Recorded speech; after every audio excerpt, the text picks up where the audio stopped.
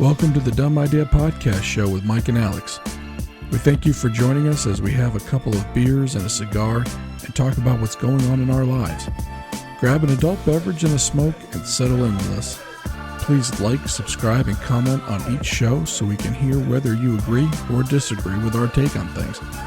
Listen wherever your favorite podcasts are and at www.dumbideapodcast.com.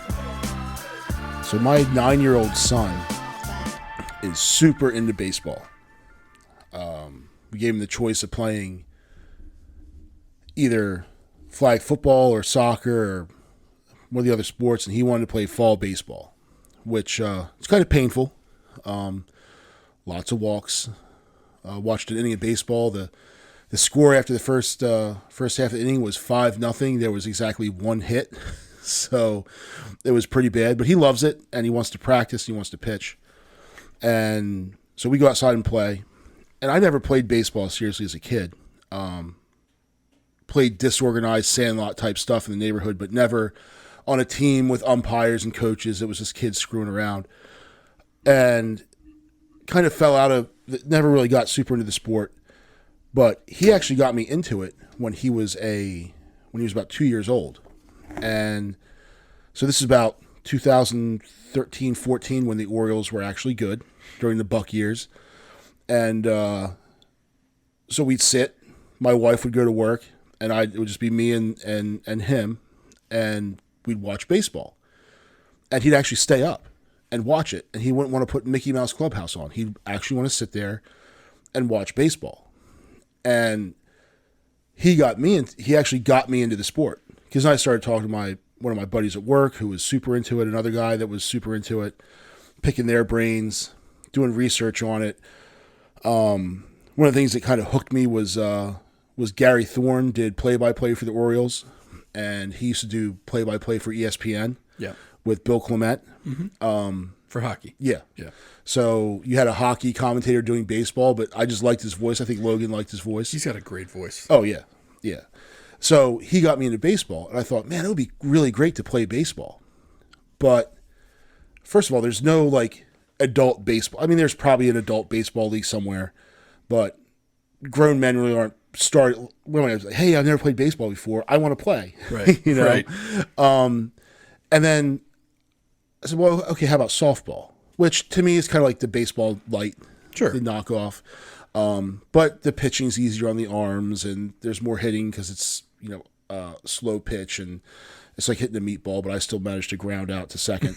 But then there's the time constraint. It really got me thinking about how it's hard to get into a new hobby or sport as an adult.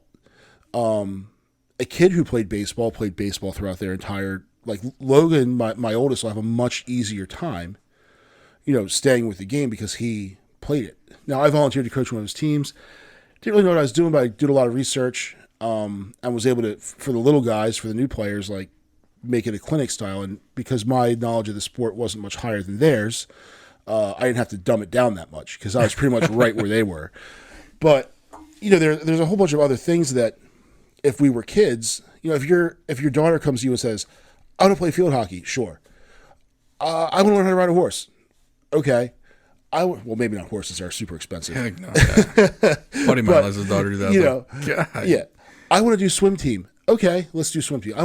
It's all these things that you encourage and want them to do, but as an adult, it's harder to get into it. Right. You don't have that support structure. You have responsibilities that you can, that you're things you have to do. You have to go to work. You have to take the kids to their things. Right. And then at some point you're going to want to spend time with your wife's going to want you to spend time with them. Correct. So you can't be, at hockey practice all night because then, where's your at home time? Right. So just the difficulties of trying to break into new things as an adult, it's kind of a bummer because it's things that you want to do and, that you love to try out, but, how do you do it? Where would you start? Aside from golf. Right. Well, you figure what? The old men hobbies are golf, adult league softball, bowling. Yep. I don't think I'm missing any. I'm sure they have like pool leagues, dart leagues, that kind of stuff. Cornhole leagues. Cornhole leagues, sure. Things with very little movement. Yeah. Because I feel like as old as I am, and I'm not old, but I'm old-ish, in my 40s, I feel like if I were to try and go play some flag football right now, I'd be the first dude to bust an ACL. Yeah. I'd pop an Achilles. Yeah, something's going to go an right? This is not a fine-tuned machine. You know what I mean? I'm the guy who I haven't had my an oil change in like 10 years. So you try and step on the gas, and my engine's going to blow up. Right. Okay. So, you're right. If you want to do something like baseball, tough go. Yeah. I mean, tennis, you could probably find a club to play I like at. tennis. I don't either, but I'm just saying. Like, it's something you could probably do. Yeah. A lot of cardio. Oh, that and racquetball. Racquetball sweat. Cardio, too. I'd die, but the biggest constraint, though, is the time. Like you said, by the time you work 40 plus hours a week, and when you get home, you're generally taking your kid to practice. Mm-hmm. And I mean, in your case, you got 3 kids, one of which hasn't started playing yet. Will probably in the next year or two. Yeah, right? I think he can do t-ball in the spring. So you'll have 3 kids, 2 practices per week. Yep. Per sport. Yeah. Minimum. Never mind games. Right. So you're looking at least, and if those aren't on the same day, you're looking at 6 days of practices. Oh yeah. Now, what's going to end up happening is you're going to have to take 1 or 2 of the kids one place, and the other one's going to take the other one to the other place. Yeah. And you might as well not be married. Yeah. You're never going to see the spouse. No, right? we're just logistical. We're logisticians. Yeah. I mean, for example, like just in my case, I've only got 2, right? Monday, Wednesday, one of the kids has field hockey practice. Okay. Tuesday, Thursday, the other one has it. So Monday, Tuesday, Wednesday, Thursday, I am over at that field. Yeah. Sunday, they both have games. Okay. Opposite ends of the county. Awesome. Which drives me up a wall. So we go north with the younger one, who usually has a game earlier in the day. And then we try and then rush south. Or one of us will leave with the older one to go south to her game, and we'll just meet back up at home. And then this week, the older one has a game on Saturday. So this week, Monday, Tuesday, Wednesday, Thursday. Friday, we don't have anything. Saturday, Sunday. Yeah. 6 out of the 7 days, Yep. I got to take these kids. Yeah. So 40 hours a week, almost every day you're doing a sport. Still got to get housework done. Yeah. Still got to maintain your house, mow the lawn, wash the dishes, do the laundry. And luckily, in 2-parent households, you got 2 people trying to bang this out. All these other things, right? Got to make sure the kids are fed.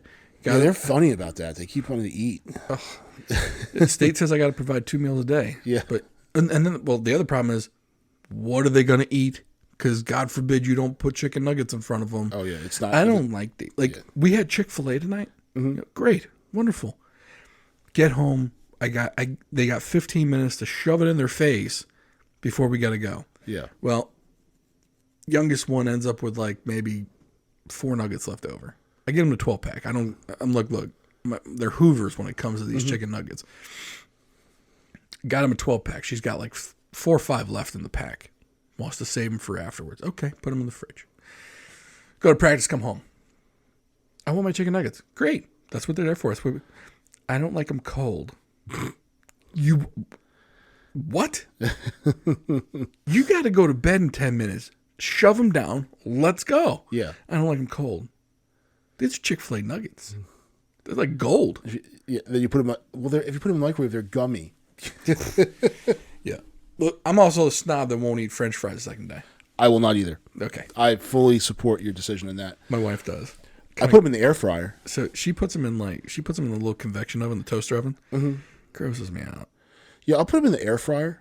They come out pretty good, but no, the microwave. No. You might as well be eating rubber bands. That's exactly what it is. It tastes gross. Yeah, and for us, we have this fall, my middle son made the travel swim team. So that's 3 days a week. Mm-hmm. That is, I believe it's Wednesday, Friday, Sunday. That's just practices. Right. Then meets will have, and then they both have, they call it prep. So it's for, Catholic. It used to be CCD. They changed it to prep, but we call it religion. They have that on Monday. So now we're looking at Sunday, Monday. And then the oldest has baseball Wednesday nights and Sundays during the day. So that's Sunday, Wednesday. So now I'm at, the only day that's free, I believe, is Thursday. Right. And Saturday. So where would I, and the littlest one, the youngest, he's still a non-factor, but he's on the bench. He's creeping up on like it, he's on deck. Yeah. He's ready to go. Yeah. And now if I coach a team, so when I coached the oldest machine pitch team, the middle one was playing T-ball. Well, I missed all of his T-ball games because they played at the same time. Yeah. So I had to coach the oldest team. So I'm there on the field with him, and then missing all of the middle son's games. So that was kind of a bummer too, because, he wasn't, I would have loved to help, and two of our buddies coach that team. Well, three of our friends coach that team, and I would have loved to help coach them, but I couldn't leave my own practice to go. So sometimes if, now the practices were staggered a little bit, right. So I'd go and help for like 30 minutes, but then have to leave. Because when you're coaching, you have to set up the field. Yep. For games, you have to stripe it if you're home. And usually both coaches will help out. Like, very rarely was I ever there by myself striping a field. Yep. And if I was a road team, I'd always make sure to get there early to help the other coach stripe. Because, for the most part, and, everyone was on the same page. Like, let's make this fun for the kids. There were a couple crazy ones out there that, thought they were coaching at Fenway. We had some of those too with softball. Yeah. Like, come on, dude. Yeah. Like, dude, these kids they're clearly picking their noses. Like, you're visiting the mound. It's machine pitch. I don't think I ever told you this one. This is a side story. But we had this one softball game, and we were playing another town. They came to us. And last inning, game, I think we're blowing them out or whatever. Girl gets a hit. Great. Good for her. From the other team. Mm-hmm. Gets on first base. Another kid gets a hit. The girl's going from first to second base. Does a cartwheel and front handspring on the base path. Gets to second base. Coach says nothing. Mm-hmm. Another kid gets a hit. This is a coach pitch at the time. Yeah. Kid on second base, twirly whirly girl, does another cartwheel. Back handspring. Gets on third base. When she's going home, because another kid gets hit, she's going home, throws the helmet off, 3 front flips to get to home plate. Wow. Wouldn't it be great if someone threw her out? So, like, just no umps at that level. Yeah. Right? But, or no, like a kid was able to get the ball to home plate and tag her out. Like, that would be awesome. And parents are cheering it, right? Like, it's awesome. Yeah. Oh, she's just expressing herself. It's great. It's wonderful. Meanwhile, the head coach of our team, who I thought this was awesome, she goes up to her and she goes, if you're not going to do anything about this, we're never going to play your team or any other team from your town again. Yeah. The entire organization, meaning all of the Broadneck area teams. Yeah. We're not playing you. Take care of this before the next game. Yeah. Like, dead banded. I was like, oh. I was scared. Yeah. And then, because my wife was the assistant coach on that team.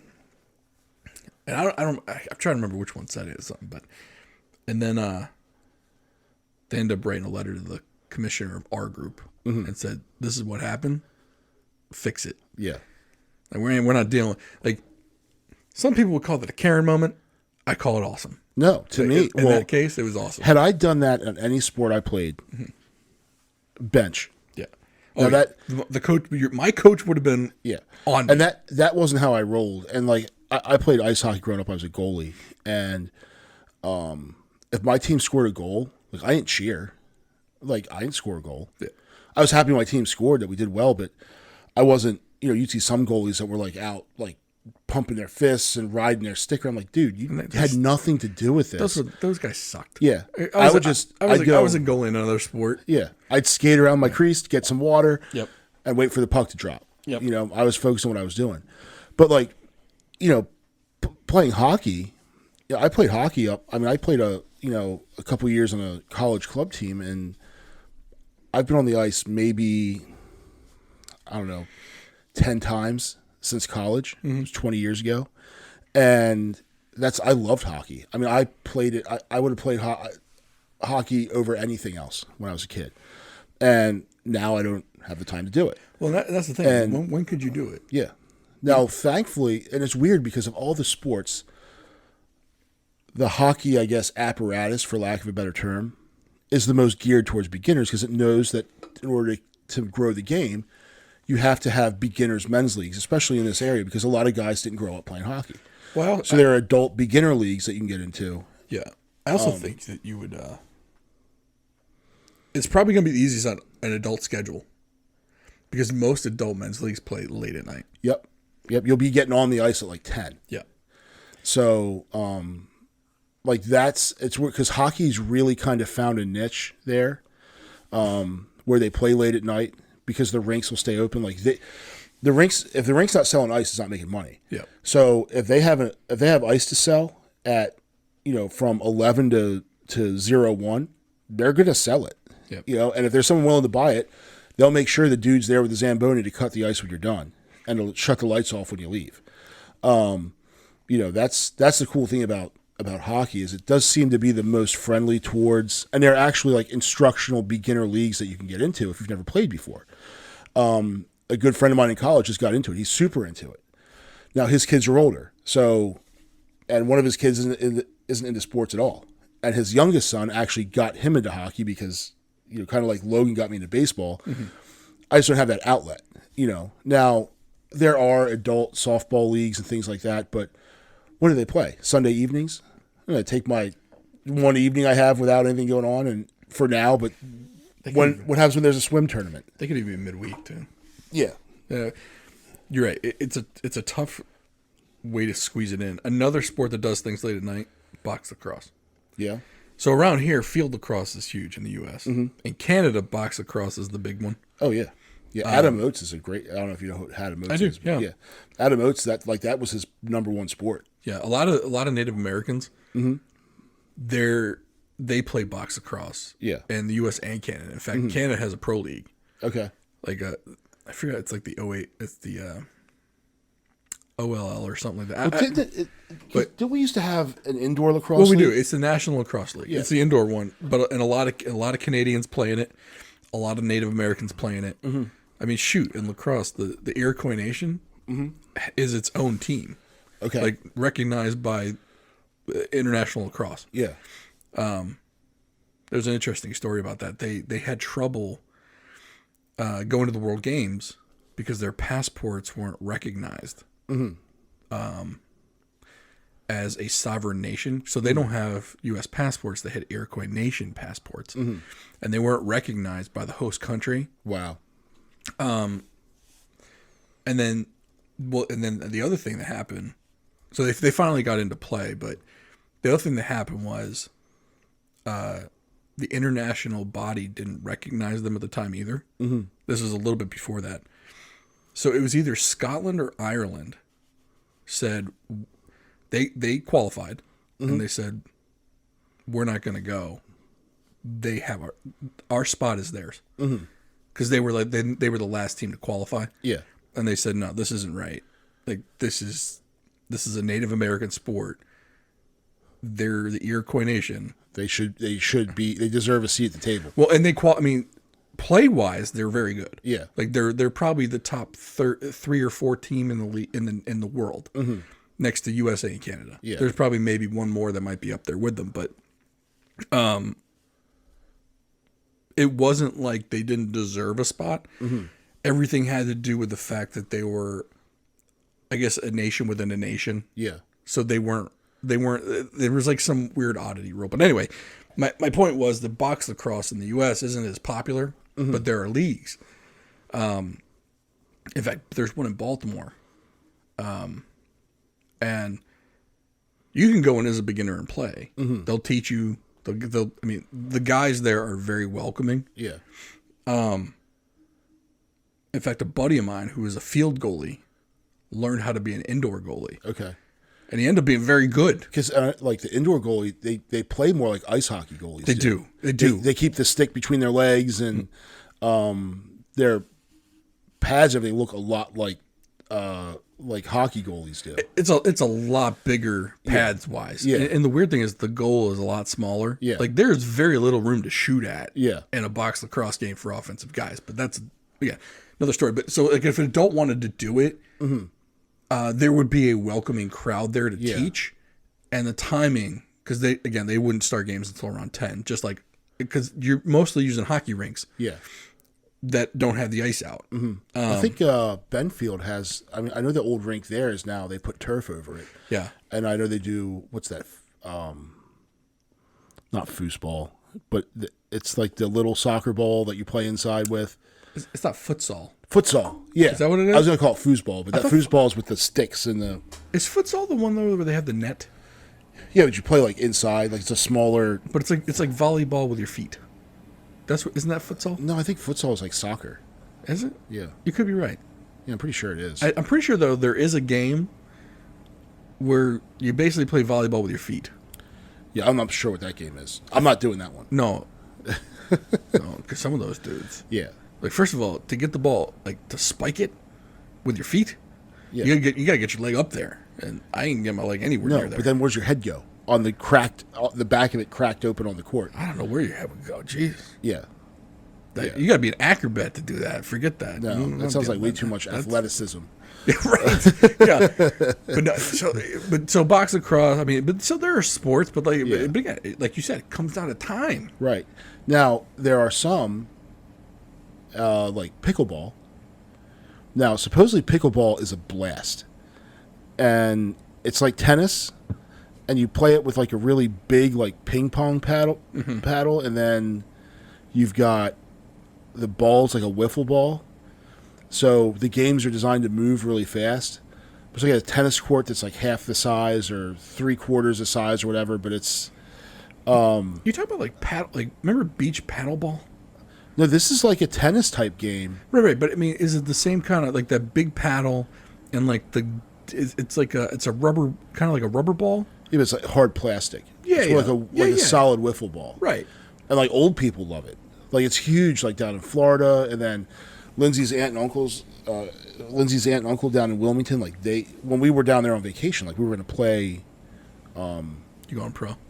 Pickleball. But then it was like trying to get like, oh, okay, what do we do with the kids? Like, you know, when you're doing this, so that's something to get into.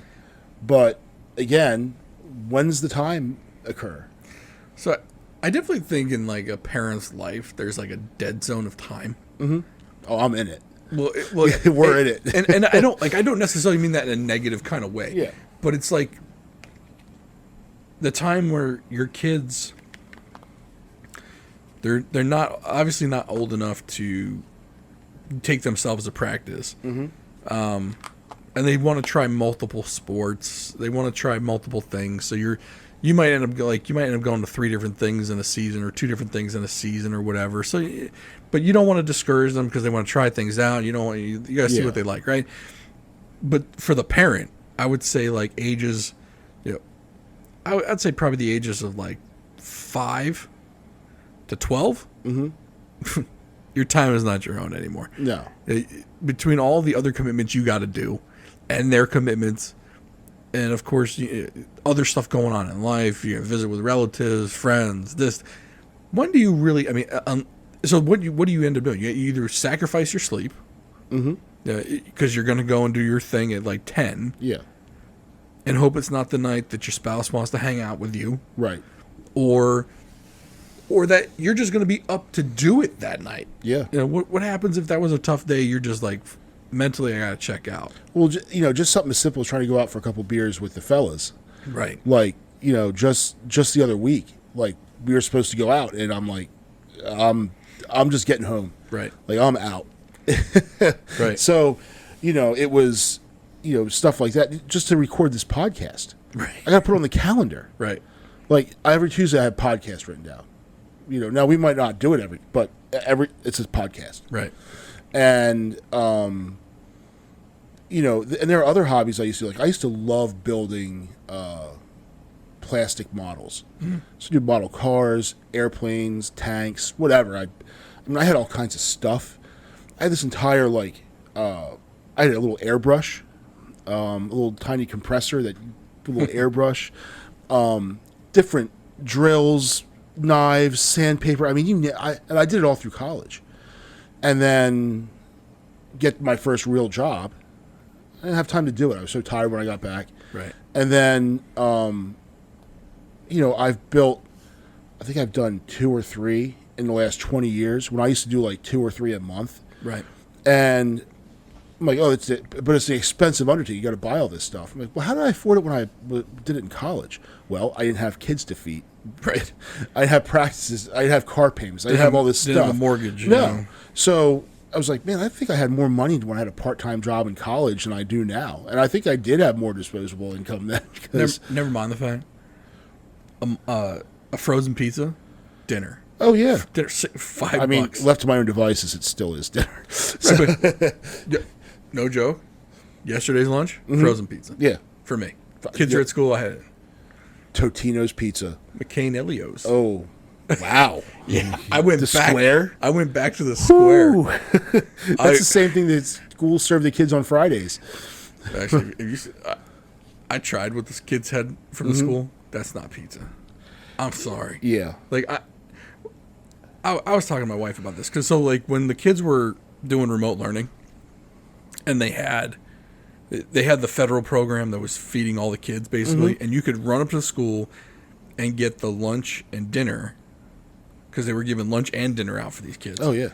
So every once in a while, my wife would be like, I don't have anything in the house for lunch. I'm running up there. I'll go get the lunch for the kids. Yep. Of course, the kids thought everything was gross, right? So, some of the days are pizza days. Some of the days are French bread pizza days. It was barely edible. For me to say something's barely edible, it's got to be pretty bad. There was the stuffed crust pizza. And it's if you look on the bottom, you see it's like the dough with the little indented holes, evenly spaced out. They just injected cheese liquid into it. It's that frozen crust that came from some large corporation. Yeah. When I was in high school and middle school, our pizza came from the local pizza guy. Wow. But it wasn't like it was that much more expensive. Our pizzas were Elio's Pizza. It was a square pizza. I'll be honest with you. The Elio's Pizza would be better than this garbage. See, I'm all about the Totino's. Shoot, Totino's would have been better than this. Totino's is now square. Really? And it comes in a bag. Wait a minute. You talking about the pizza rolls? Yeah, but they also make regular pizzas. Oh, I didn't know that. You've never had a Totino's pizza? No. Oh, you're missing out. Do they have them at the grocery store? Yeah. I'm going tomorrow. They're like 99 cents a piece. I'm going tomorrow. Yeah. I'm picking one up. Get 2 of them. They're small. All right. But now I know what I'm eating tomorrow. Yeah. Yeah. Oh, I'll crush a Totino. 2 Totinos? See ya. Dunsky. But I remember, so I was quarantined because I had a COVID exposure, so I had to stay home for 2 weeks. Best 2 weeks of my life. Right. People were calling me and saying, hey, you okay? I'm like, yeah, why would I? Well, I heard you had an exposure. Yep. Right. Are you okay? Like, yeah, I'm fine. This is stupid. And they said, we're praying for you. I said, pray for somebody who needs it. I'm good. I felt great. I was eating good food, sleeping 10 hours a night, working out twice a day. It's like, wow, this is what being retired must be like. Yeah. So anyway, my wife would go and pick up the lunches for the kids, and then she'd come back and say, hey, we got one for you. And they'd give you like 5 or 6 of them. Here you go. Because they weren't. The bag was full. Oh yeah, of food. There's just some weird stuff in there. Like what is a kid going to do with a zucchini? Right. It was so weird. They just give you a tomato. There's like a tomato, zucchini, a kumquat, whatever that is. The kiwis. Yeah, a bag of sunflower seeds, but not like the ones you'd spit, like the ones I would just like drink them. Yeah. But yeah, I was like crushing all this food. Most random food ever. It's the stuffed crust pizza with a ham and turkey sandwich. Yeah. Or ham and cheese sandwich that was frozen, by the way. Yeah. All of the stuff was frozen. Yeah. Because well, what do you mean it's frozen? It's literally still frozen. Right. Like I could, like you can. Yeah. I need a chisel. But no, the stuff that they gave you would be like if I let my 3-year-old go to the grocery store, like just pick out some stuff. Juice boxes. Right. Like a juice boxes. Juice box. The fruit cups. Yeah. Yeah, a pepper, a zucchini, a bag of Skittles, like one of the kitchen gadget things, like a thermometer. Like, what are you doing? Fruit by the foot thrown in there. It's like, what is going? Who picked this? But that was one of the things that, like, one of my fondest memories of quarantine was eating the school lunches. Yeah. But the pizza was weird. It was weird. Yeah. And the French bread pizza. It was like that. It was like that Stouffer's French bread pizza. Yeah, that's what we got in school. Here's the thing, though. Like, I wish they would have gotten them Stouffer's French bread pizza. It would have tasted better. This was like, it was like someone tried to like think of like a gourmet recipe for French bread pizza. Mm-hmm. So they chucked a whole bunch of garlic on top of the bread. Yeah. So it's like it's the bread, garlic, butter, sauce, cheese. So it's like garlic bread with sauce and cheese on it. Yes. Yeah. It's like what kid eat? I mean, I can't get my kid to eat, anything with like a little bit of salt and pepper. They say it's spicy. Right. It's spicy. It's not spicy. That's called flavor. It's like if you go to like Pizza Hut, or no, if you do Domino's and they're like robust sauce. Mm-hmm. This is spicy. Yeah. This is spicy. I don't like this know what pizza. Spicy is. It's like, okay, we'll go back down to the funny thing. My kids are like now, like they're trained to like the pizza shop pizza. Like the mom and pop pizza shop. I mean, this is a good thing, right? I don't want them eating Domino's and Pizza Hut, but right. I mean, in a pinch, sometimes it works. But putting that much garlic on a pizza for them, that was a non-starter. Like she took 2 bites, she's like, she almost threw up. More for me, right? But I couldn't eat it. Yeah, it was too much garlic for me. The problem with the Domino's is it gives me heartburn.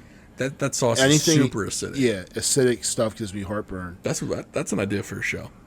The chain pizza test. Yeah, let's do it. Pizza Hut, you heard Domino's, it here. You heard it here first. But yeah, they'll deliver. Yeah, but one of the things that I got into when I was quarantined, to kind of get us back on the original topic, which we strayed far from, farther than usual, was I spent time on that Peloton bike that my wife had bought. So I got into that. I had nothing else to do. Mm-hmm. So then I'd ride, and then I had my weights, and I'd go do that, which I've always been into lifting weights. I got into that later in life because, 9-year-olds usually aren't, worried about their gains. Getting swole. Yeah.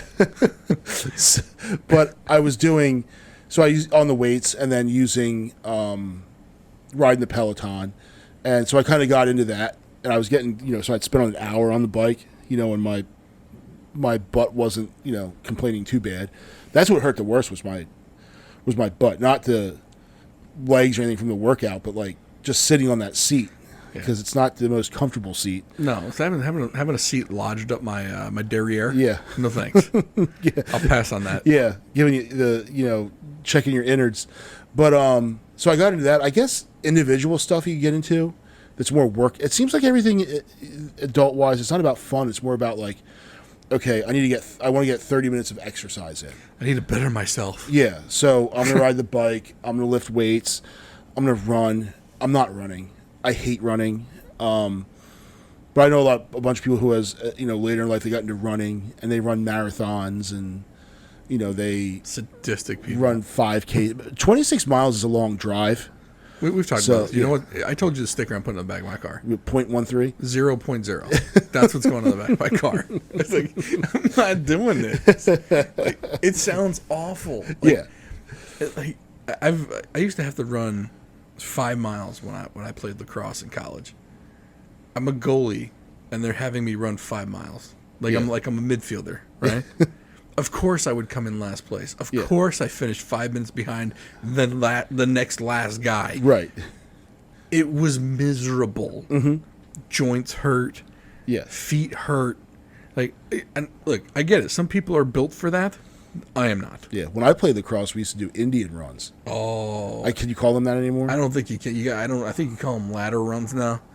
So basically, Okay. so essentially, with Forgive me, the mob out there. they're coming for you. Yeah. So essentially, what Me and Nikki. Indian runs were, for people that don't know, Indian runs were, so let's say you got a team of 30 guys. You line up in a single file line, and you run the perimeter of the field. Mm-hmm.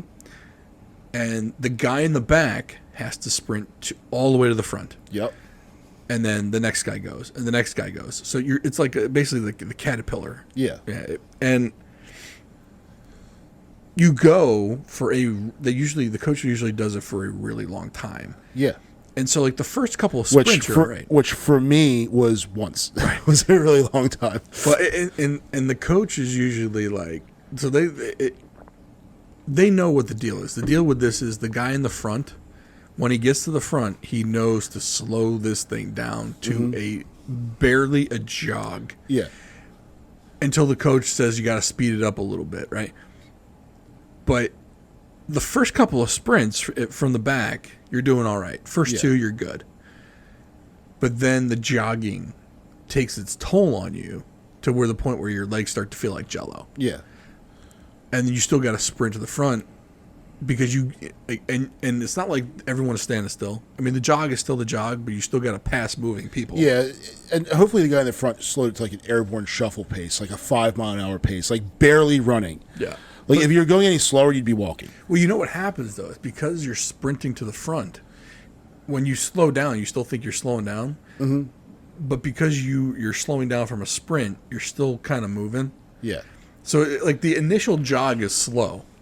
But once you get guys that are sprinting from the back to the front, they feel like they're slowing down, but they're still moving faster than the original pace. Mm-hmm. So then it's harder to make those sprints up to the front as it goes on. Yeah. And that's why you end up feeling like you just ran a marathon and want to die. Yeah. The last part is, and you want to die. Right. Like death is preferable. Yeah. Like you wouldn't kill yourself, but like if an asteroid was coming for you, you wouldn't get out of its way. And for anybody who ever played sports in like the Northeast, especially like the fall or early spring, mostly in the fall, like as you were going into winter, It's cold. Yeah. it's cold. Yeah. We used to call it the iron lung Yeah. because you would breathe in so heavy and the air was so cold coming in, you would end up coughing. Yeah. Until you could get into a regular room or inside and the air was the normal temperature again. Mm-hmm. And it wasn't like ice hitting your lungs. So we used to call it the iron lung. Yeah, I played football, and football is just like a whole bunch of misery compacted into. So, like in the summer, you have 2-a-days, which is really, really hot, and then in Maryland, there's only like really 2 seasons. There's like, there's a whole bunch of different seasons, but they're very short. Right. But it's bookended by 2 super long seasons, which is summer and super cold winter. So then you have fall. I love the middle though. So it's super hot summer. Yeah. False fall. Yeah. Summer reborn. Mm-hmm. Actual fall. Yeah. Fake winter. Mm-hmm. Second fall. Full winter. Yeah, full winter. And then on the opposite side, you've got false spring. Yeah. And then more winter. Yeah. And then full spring. Yeah. And then more winter. And then spring for a very short period of time. And then back to ungodly heat of summer. Blazing hot. Yeah. And then with humidity. Yeah. And then 2-a-days. So, and then at the end of football, you're cold and miserable, which I'd always like, okay, it's cold. So like when coach would let us wear like long sleeve shirts under our uniforms, like, oh, it's cold now, we can do that. But I was an offensive lineman, so as a matter of pride, we didn't wear long sleeve shirts. No, you don't. Because we were, I don't know, like, what do we think we're playing in Green Bay? Like, we're not in the NFL. Right. But nope, we're sitting there with the bellies hanging out, because the fatties get the baddies. But that was that's what we did. And not that I play football now.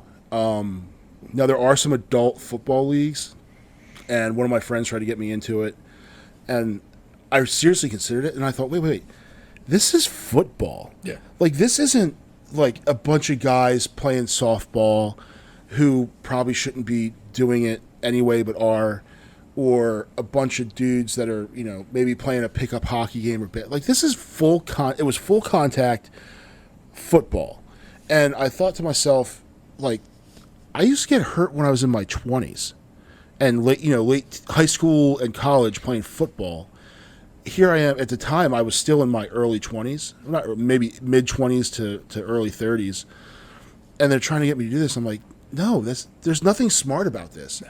Meanwhile, you're playing against guys who like just got done playing D1 college football and just didn't make an NFL roster. Got cut off the practice squad of an NFL team. Right. Like, I'm not allowed in the parking lot of the NFL building, and this dude like actually played a preseason game. He almost made the final cut. Yeah. Like, no, thank you. Yeah. So, no, I'm not doing that because I'm not trying to die. I don't have a death wish. Yeah.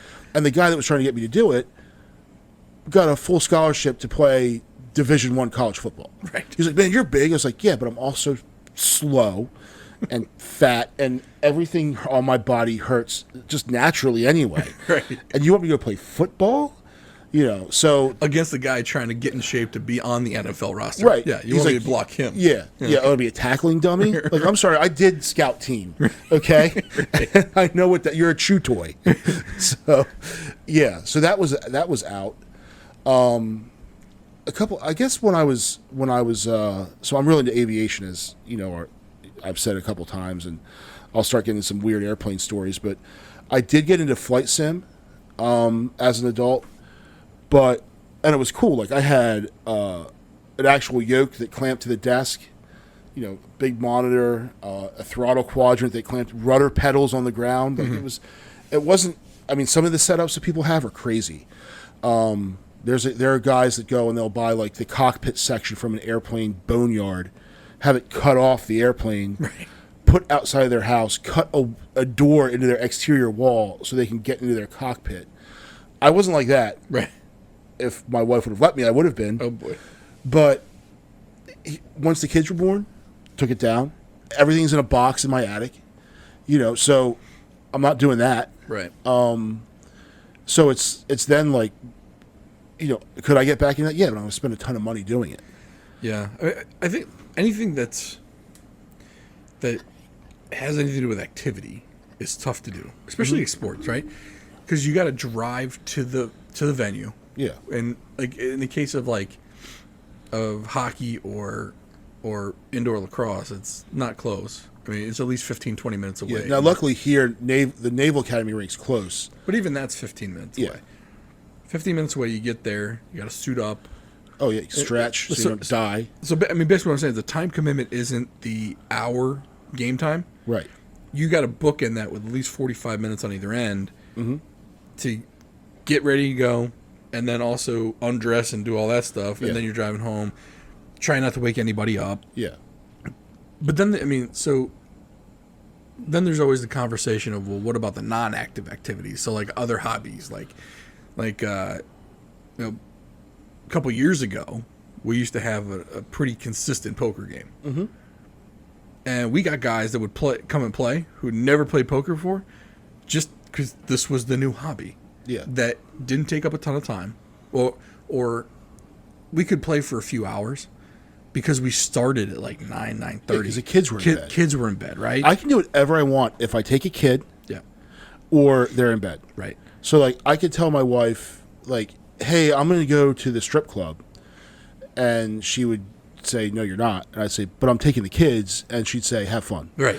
Yeah. But with the poker thing, you can come, because if you come late, you come late. It's no big deal. Like, just dealing the next hand. Yeah, you're not getting tossed out. Yeah. Or it's like, oh, game's half over. If you come 30 minutes late or whatever, who cares? Yeah. Right. You just get dealt in and that's it.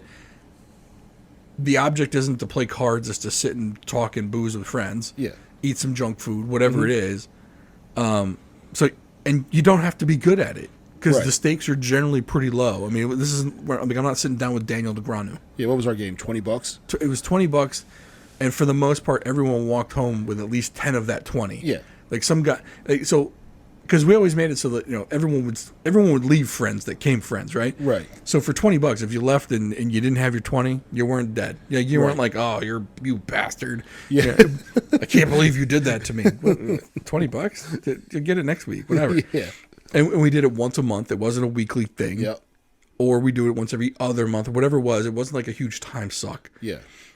Still something to look forward to. Still good to do, but it was much more manageable because there wasn't okay, I got to drive 15 minutes. I got to get dressed. I got to get ready. I got to put another hour in.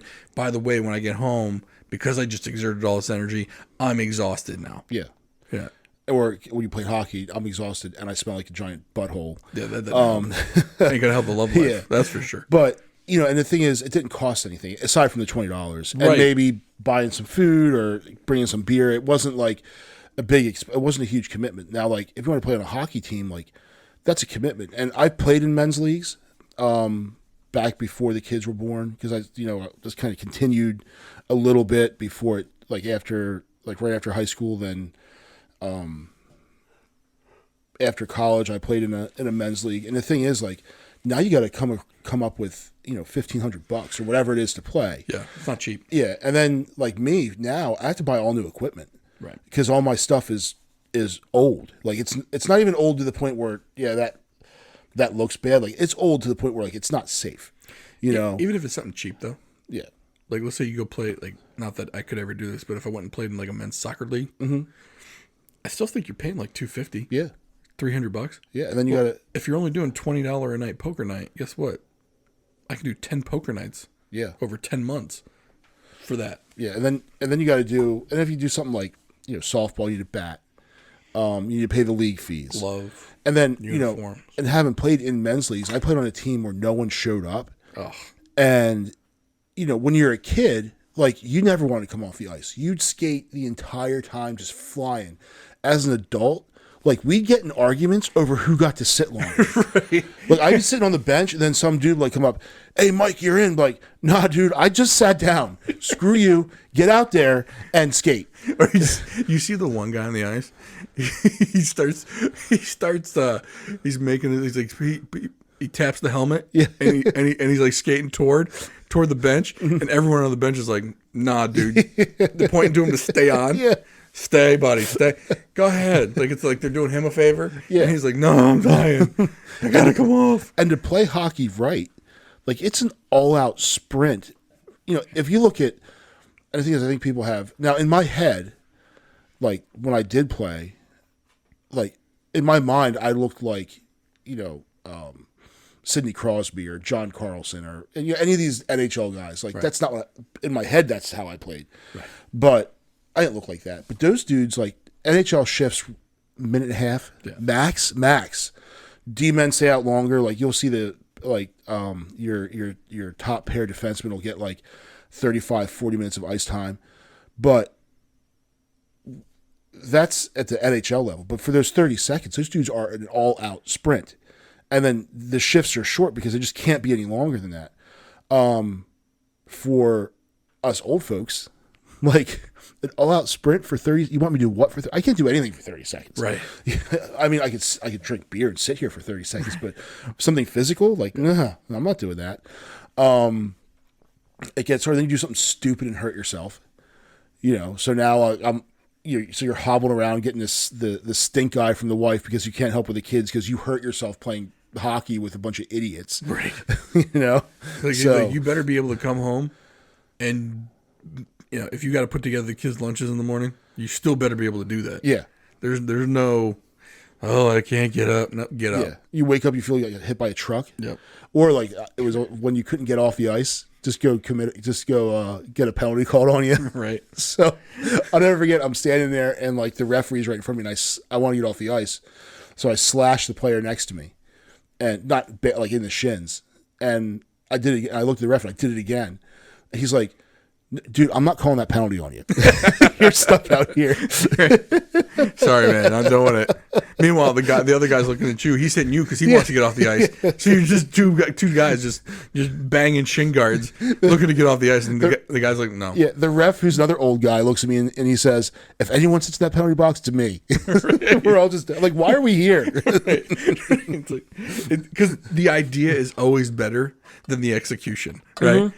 It's like because before you start the season, you're like, this could be great. I'm gonna take every shift I can, and you're like, by the middle of the first game, you're like, what did I just do to myself? A dumb idea.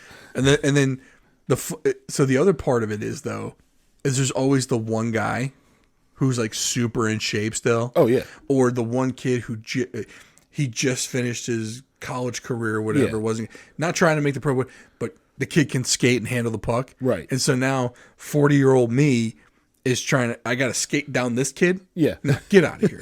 That nonsense. You go ahead, youngin. You got to take it to the goal. The kid that just finished his 5th season at Boston College and just got hired by the FBI. Like, oh yeah, and does CrossFit every day.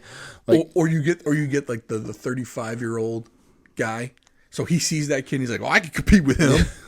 And so he's going. So now you got two guys, two tryhards out there, and everyone else is like, I just want to skate at a leisurely pace, and maybe touch the puck once or twice, and I'll be good. Mm-hmm. But I got, dude, perfect over here, trying to like do circles around me. Yeah, like nah, bro. I played in a softball league for a couple of years, and it was super low key. Like I would take 2 cans of Miller Lite. I played first base. The reason I played first base is because there's not a whole lot of movement there. Mm-hmm. I could kind of just stand there with my foot on the bag. Pretty much it was anything further than 6 feet from the bag. That was the second baseman's problem. That's because you're about 6 feet tall. Yeah. So you could that was if you laid down. Yeah. You were 6 feet and you could get the ball and touch the bag. That was it. Yeah, it had nothing to do with like so. I would take 2 cans of Miller Lite, and I just wanted that at bat to last long enough for me to drink both my beers. And like the pitcher had beer on the mound with him, like it was bad. Like there's beer all over the place, and no one took it too seriously except for a couple teams. Of course, there's always that one team that has to come in, the league champions, every year, like blasting balls, and then they're like the team was such a bunch of amateurs. Like our right fielder wore jeans, right? He's out there wearing jeans, and they're like. The left-handed hitters are pulling the ball so it goes to him. Right. Because they know they can get an extra base because he's wearing jeans. Like, he doesn't even have a glove on. I think our shortstop had shin guards on. Like, like he shows up and said, dude, those are, what are they? Are you? You got a soccer game later? Yeah. He goes, I want to protect my shins. I was like, what? Never mind. The most unathletic, in shape guy ever. This guy, like super shape, but just had no idea. He's only there because his wife wanted him to go and make friends. Yeah, these guys like baseball too. Yeah, go make some friends. But luckily, there was plenty of beer to be drank. There's a bar like on the field, so and then at some point though, every guy on that team that's there to go drink the beer realizes that they can just go drink the beer and don't need to play the softball. Oh yeah, it's like wait a minute. We can just go to the bar and drink the beer? We could skip this whole endeavor. I don't need to bat, run, field. I don't need to do anything. Yeah. All right, well, I'm out. Yeah. If you want to play catch with someone. Right. We could play catch in the parking lot for 5 minutes, get it out of our system, and then go inside of the bar. Or we can go to actually even better. Why don't you do? Make it even cheaper. I could play catch on the lawn, come in the basement, 18-pack of Miller Lite. Yeah, what is it? Yeah. $8? $8 we're good. Yeah, go roll around the dirt if you want to make it look like you slid into but no one was sliding. No. So then the activity becomes sitting. Yeah. Somewhere other than my house. Right. Right? Just going to the bar. Sitting somewhere where a kid can't ask me a question for the 15th time that day. Yeah. My wife can't try and explain to me everything about her day. Yeah, when I have no idea what's going on, other than that sounds awful. I can't believe they did that to you. F Sharon, right? Sharon's awful. Can't believe Sharon exists. I'm right there with you, and I can't believe Sharon's a human being. But so that's what the hobby then becomes for us older people. It's like, okay, I can fit it into my schedule. Mm-hmm. Very minimal effort, minimal dollars exposed. Yep. Okay. Well, and even I got a hobby now. And even some of the hobbies that people get, like golf. Mm-hmm. Well, I have never played a single round of golf without ending it pretty much half in the bag. Right. Because you just drink the entire time you're doing it. Mm-hmm. Fishing. I love fishing. I'm pretty sure it's impossible to catch a fish without an open beer on the boat. Talk about an expensive hobby, too. The fish now. Well, they're the boat. Jesus. But, like, the fish don't want to come on a boat where no one's having fun. They want to come on the party boat. You gotta have a beer open. That's why most fish are caught on a pontoon boat. Yeah, you need to have, like, that, softball. 2 cans of Miller Lite on the playing field while I'm actually playing it, let me go. This guy's taking a while to come up to the plate, drink some of this beer real quick. Right. All the adult activities are centered around drinking or sitting. So I'm not even that heavy of a drinker, but if the rest of if our friends are saying, hey, we're going to the bar tonight on a Thursday and I got it on the calendar. Yeah. I'll drink Pepsi. I don't care. Yeah. I'm somewhere. Mm-hmm. My kids aren't asking me questions. Half the time, I'm probably not even listening to any of you guys. Right. I'm just not home. Right. I'm out. Yeah. This is as social as I get. Mm-hmm. But I guess at some point is that considered the hobby? Probably for people our age. Yeah. Drinking, I guess at some point is considered a condition. Yeah. But realistically though, when you got kids under the age of, let's say, 14, 15, let's say driving age, under 15. Because once the oldest one hits 15, he can now shuttle the younger ones to where they got to go. Yeah. That's for me, when my daughter hits 15, she can drive, or 16, whatever it is. Yeah. Me getting her a cheap car is contingent upon her taking her sister to her sporting events. Yeah. And even when you have the kids that are, when they hit high school, they're going to have friends that have cars. Yeah. So, like, hey, I don't have to go pick him up from football practice because he's going to get a ride home with the other kid who has a car. They come and drop him off. And, like, when I played hockey as a kid, my dad could not wait for me to get my license because that meant that he didn't have to get up at 4 o'clock in the morning to drive to some god-awful ice rink somewhere. And, but they still went. So they would just either, if they didn't take me, they would just meet me there. They wouldn't have to be there where I was getting, because like the travel teams have to get there and stretch out and, yeah, all depends that on stuff. The sport, because usually like fall, spring, it's high school. It's a high school sport. So you're going to practice from school. Yeah. So usually it's the summer ones. Yeah. But for hockey, we practice before school. Because we get cheap ice. That's different. You get because ice time at, being on the ice at 5 a.m., that was cheap. So that meant that you had to be at the rink at, 4:30 to get your gear on and get ready to get on the ice and then skate, get off, change, get to class. Right. So, that was one of the days where, so hockey's always early. That's an early morning, get up and, because the older kids have the early morning ice time. The men's leagues have the late, and then the more reasonable stuff is for little kids and figure skating and different, free skates. Yeah. Free skates where I grew up were big. It was like $5 or $10, and it was like a 2-hour free skate. I've taken the kids to the Naval Academy. They have fun with it. Yeah. Skate around and, we actually got the oldest one lessons, and he didn't really take up to it. But the baby keeps telling me he wants to play hockey. So the weird thing around here, and you probably know better than I would. So, me growing up in upstate New York, within 15, 20 minutes of my house, we had 2 hockey shops. Mm-hmm. So, like, need your skates sharpened? You go to a hockey shop. Need pads? Hockey shop. They around here, not that I know of, but there's no specific hockey shop. Yeah, so, like, the rink in Laurel has a good one. Mm-hmm. But generally, every ice rink will have a sharpener because they have to sharpen the rental skates. Yeah. So you can pay to have them sharpen it, whether they do a good job or not, because it could just be like some pimple-faced kid that's like, you know. Yeah.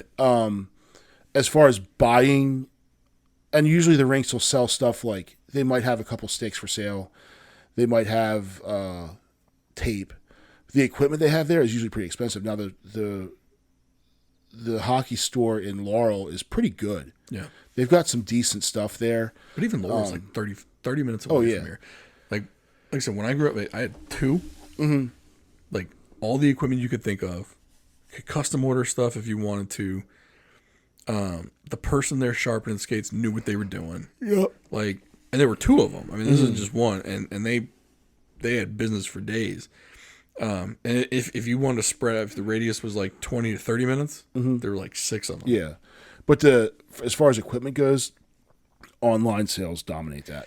Yeah. So like there's Hockey Monkey, which is up in New Jersey. There's Goalie Monkey, which is the same company. It's just they split the website for the specific needs. I think they actually have a lacrosse division. There's like Lax Monkey. I've heard of that one. So a lot of it's shifted to online, and then there's a used marketplace called Sideline Swap where people can trade gear. Played Against Sports, as far as store wide, they've got stuff too. But like I know for like lacrosse when I was growing up, it was very similar to hockey stuff. Like when you were going to get equipment, and as a goalie, you probably know this. Like you wanted to see, feel, touch, the stuff. Yeah.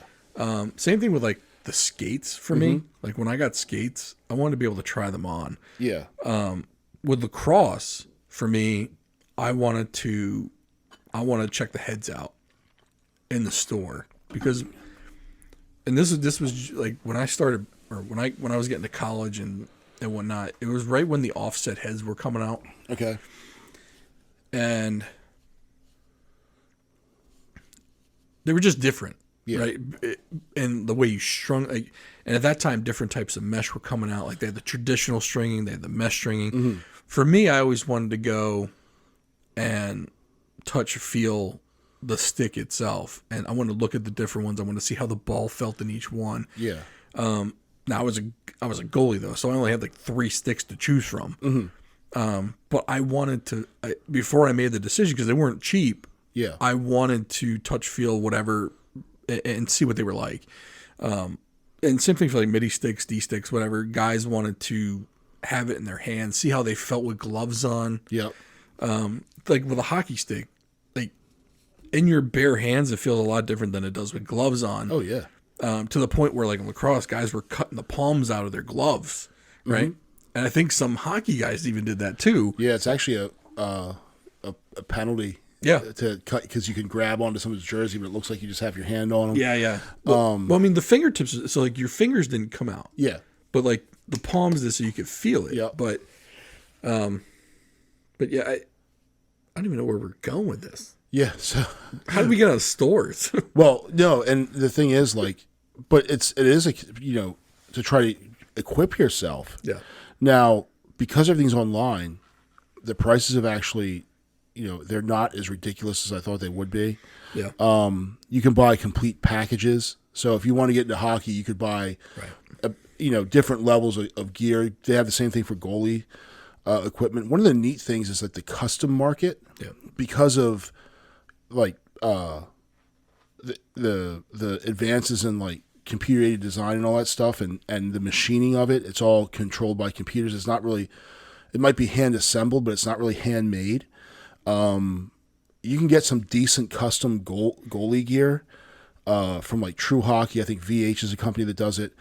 Where like you send your measurements in, or you go for a consultation, and they can build you a custom set of gear. Right. So stuff that used to be reserved for like the pros is now like accessible to regular people. You can have your name and number like embroidered into the pads.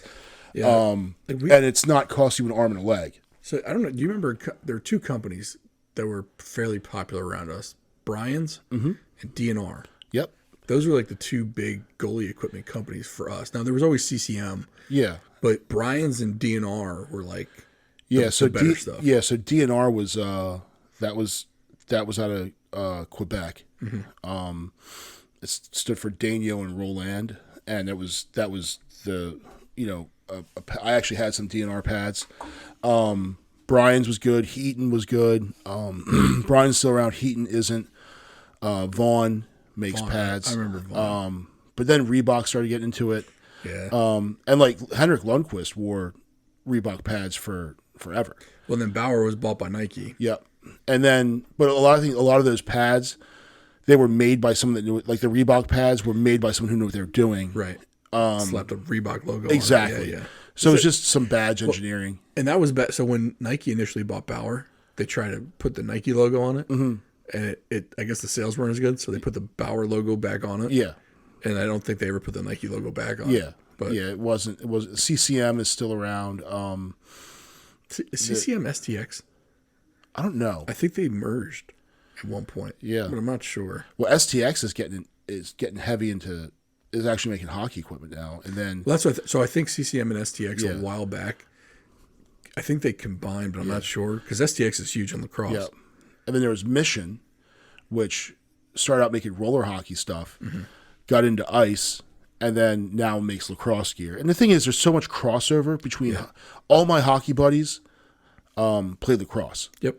So there was so much crossover between the two sports that it was a natural progression that eventually these equipment manufacturers would start making both. So it's kind of neat now. I never saw a Baccarat raisin on the ice, but Those are the most uncomfortable helmets they look so cool. ever made. It's classic. They hurt your head. Yeah, I had one. Yeah, they did and not remember feel you'd good. have the panels that were Frederick High School was black and gold, so we had black and gold. The stickers that you'd stick on your Baccarat raisin. We were silver and red. Yep, I remember. Yeah. Then So the Cascades came out, and then that was all the rage, and they made them more comfortable on the head. yep. Is that what they're wearing now still? Yeah. Okay. Cascade dominates that. Yeah. Warrior tried coming out with a helmet, but Cascade just is dominating that market. Because Warriors big into hockey too. Yep. So the crossover is not surprising. Yeah. So But I mean, is the only solution for old men in hobbies is that because if you do hockey, it's going to cost you an arm and a leg. true. And you're going to get beat to poop. And if you do softball, you're probably going to lose interest halfway through the season. Mm-hmm. So it's like is the old man hobby just hanging out with buddies? Yeah, and Could be. golf, fishing. So, Yeah, and even golf. It's like, do I really want to dedicate 4 hours of this? golf's a commitment for that. I mean, It's 4 hours. Yeah. To play 18 holes? Yeah. 4 hours. yeah, And if you want to go to a nice course, 75, 80 bucks. yep, Can run you upwards of 125. Yeah. If you go to a poo-poo course around here, 45, 35 Yep. minimum if they run a special. right. As long as they don't kick you, cancel your reservation. Right. They don't- yeah. and then that's assuming you have clubs. Right. I mean, you can get a set of used clubs for like $200 off of like Craigslist or something. I inherited mine. Yeah. So. I mean, every so often, I'd say every about, and I haven't done this in a while, but like every 5 years I would get, or every 6 years I would get myself like a brand new set of clubs. That'd be like my gift to myself. Well, last time it was like my wife's gift to me. Yeah. But I just haven't played in so long that I've got a really decent set of I think they're G15, G20s, Ping G20s sitting in my garage that I haven't used in like 3 years. But Yeah. But that's, I mean, look, that my set of irons, just the irons, not the woods, were $600. Oh wow. Yeah, I mean, it's a legit set of clubs. Yeah. The woods that I have were custom made by a friend, a buddy of mine. His dad was making them. All three of them. I think I was probably in like the 150 range. The wedges are another 90 to 115 for The cheap wedges don't come with the irons. Nope. See, And you don't want them to. Yeah. Because they're the setup of them is different. Like the wedges are more pointy Okay. on the bottom, so they can cut through the grass. Yeah. Because you're chopping down on the ball. You're not sweeping it. Like Right. people think you should sweep the ball. You shouldn't. You want to chop down on it. See, I can hit a ball in the woods with a $10 club as Yes, you easily can. as a $100 club. So, But like I've been playing since I was 13 though. yeah. That's another thing. If you play golf and you're the average Joe, there are some guys that have like a 4 or 5 handicap. They'll shoot like a 76, 78. Yeah.